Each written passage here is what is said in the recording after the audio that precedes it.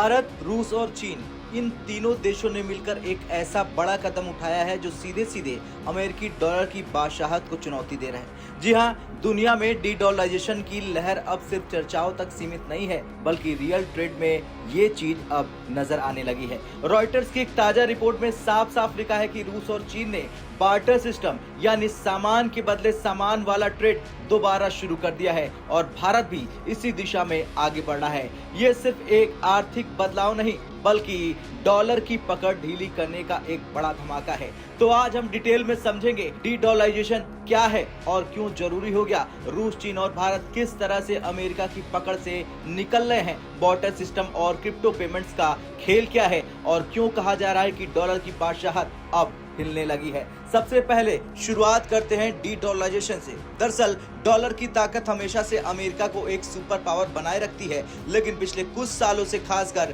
Trump के आते ही America ने हर जगह प्रतिबंध लगाने शुरू कर दिए। रूस पर तेल और गैस के लिए, चीन पर टेक और ट्रेड वॉर के लिए, भारत पर दबाव बनाया गया कि रशियन ऑयल मत खरीदो उसके लिए। ऐसे हालात में जिन देशों का ट्रेड वॉल्यूम बहुत बड़ा है, जैसे भारत, चीन और रूस, उन्होंने तय कर लिया कि अब किसी तरह इस डॉलर डोमिनेशन को तोड़ना होगा। सबसे पहले रूस ने क्रिप्टो करेंसीज को अपनाना शुरू किया। 2024 में रूस ने एक नया सिस्टम, नया नियम पास किया। इंटरनेशनल ट्रेड में क्रिप्टो पेमेंट्स को अलाउड कर दिया। इसके बाद रूस ने बार्टर सिस्टम को भी दोबारा जिंदा कर दिया, यानी अब सामान के बदले सामान। रॉयटर्स की रिपोर्ट के मुताबिक रूस ने चीनी कॉर्स खरीदी और बदले में व्हीट यानी गेहूं चीन को दिया। रूस ने फ्लैक्स सीड्स दिए और बदले में चीन ने बिल्डिंग मटेरियल और हाउस होल्ड अप्लायंसेस सप्लाई किए। रूस ने मेटल दिए, बदले में चीनी मशीनरी ली। यहाँ तक कि रूस ने अपना एल्यूमिनियम और स्टील दिया और बदले में चीनी मरीन इंजन लिए। अब आप सोच सकते हैं कि ये कोई छोटा मोटा सौदा नहीं, ये बिलियन डॉलर ट्रेड वॉल्यूम है और सबसे बड़ी बात, इसमें डॉलर का जरा भी इस्तेमाल नहीं हुआ।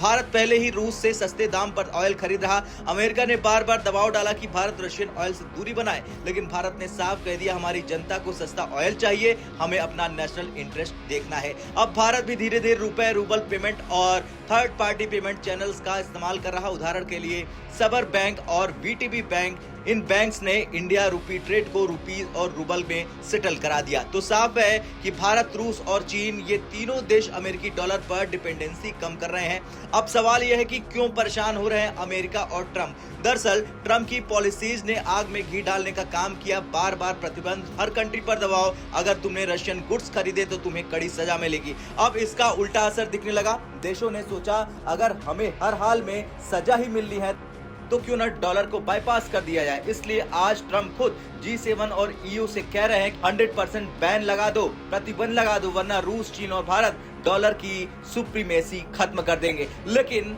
असलियत यह है कि डॉलर की पकड़ ढीली होना अब शुरू हो चुकी है। अब आप सोच रहे होंगे कि बार्टर सिस्टम तो पुराना है, इसमें प्रॉब्लम है, तो फिर इसे क्यों अपनाया जा रहा। सही बात है, यूनिफॉर्मिलिटी नहीं होती है। एक कार के बदले कितना गेहूं देंगे ये तय करना मुश्किल होता है। स्कैम्स और प्राइस मैनिपुलेशन की भी दिक्कत रहती है। लेकिन जब वेस्टर्न प्रतिबंध से ट्रेड ब्लॉक हो जाए, जब डॉलर में पेमेंट करना असंभव हो जाए और जब डिमांड इतनी बड़ी हो उसे रोका न जा सके, तो बार्टर सिस्टम एक इमरजेंसी हथियार बन जाता है। बार्टर के अलावा रूस ने और भी कई नए तरीके निकाले हैं। वीटीबी बैंक यहाँ से पेमेंट लेकर रूस को ट्रांसफर कर सकते हैं। सबर बैंक भारत के साथ तेल ट्रेड को रूपी और रूबल में निपटाना, क्रिप्टो पेमेंट्स, डॉलर को पूरी तरह से साइडलाइन करना। ये सिस्टम ओपेक है, यानी इसका डेटा पब्लिश नहीं होता, इसलिए किसी को सही आंकड़े पता नहीं चलते। लेकिन रॉयटर्स की रिपोर्ट की माने तो कम से कम 8 बड़े इंटरनेशनल ट्रांजैक्शन पकड़े गए हैं। बाकी कितने हुए होंगे कोई नहीं जानता है। अब सबसे बड़ा सवाल, क्या सच में डॉलर की बादशाहत खतरे में है? देखिए, अभी डॉलर दुनिया की 65% फॉरेन रिजर्व करेंसी है, लेकिन धीरे धीरे रूस डॉलर हटाकर क्रिप्टो और बार्टर में चला जाएगा। चीन युआन प्रमोट कर रहा है और भारत रुपए से ट्रेड करना शुरू कर चुका है। ब्रिक्स अपनी नई करेंसी पर काम कर रहा है। ये सब मिलकर डॉलर की पकड़ कमजोर कर रहे हैं और अगर आने वाले सालों में यही ट्रेंड जारी रहा तो दुनिया में डॉलर की डिमांड कम हो जाएगी। इसका मतलब है अमेरिका की इकोनॉमी पर सीधा असर पड़ेगा। यही वजह है कि ट्रंप और वेस्टर्न कंट्रीज परेशान है। खैर, क्लियर है कि भारत, रूस और चीन ने मिलकर एक आर्थिक बम फोड़ दिया है। बॉर्डर सिस्टम की वापसी हो गई है, क्रिप्टो पेमेंट्स, लोकल करेंसी में ट्रेड और थर्ड पार्टी पेमेंट चैनल खुल गए हैं। ये सब मिलकर अमेरिका की डॉलर सुप्रीमेसी को हिलाकर रख दे रहे हैं।